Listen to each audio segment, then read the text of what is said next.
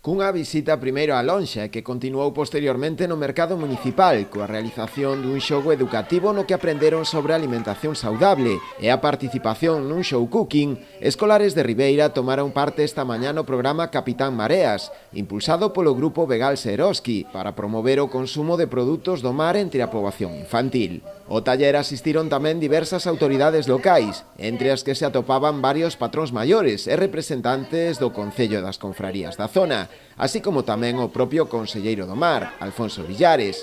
Na súa intervención destacou a importancia deste tipo de iniciativas. Este programa de Vegalse Eroski, conxuntamente tamén coa Consellería do Mar, un programa no que o que se pretende é poñer en valor a nosa actividade pesqueira, os nosos produtos do mar, sobre todo nas nosas lonxas, ese peixe de cercanía, e como non, con todo eso, abogar e seguir abogando e loitando polo consumo de pescado, sobre todo nos máis novos. É fundamental, eu creo que é unha enseñanza que xa non la deron os nosos pais e avós desde fai moito tempo, pero tamén non la están a trasladar de sempre tamén todos os doctores, nutricionistas. A ciencia nos comenta desde sempre que é importantísimo o consumo de pescado en todas as edades e máis cando somos nenos.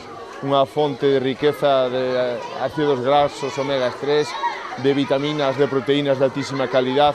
Eu creo que en todo eso temos que intentar facer que os nosos nenos sigan comendo pescado.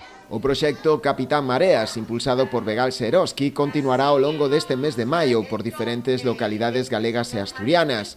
Despois de Burela, Laxe, Ferrol e Ribeira, seguiránlle nas próximas semanas municipios como Cene, Sada, Baiona, Fisterra e Puerto de Vega.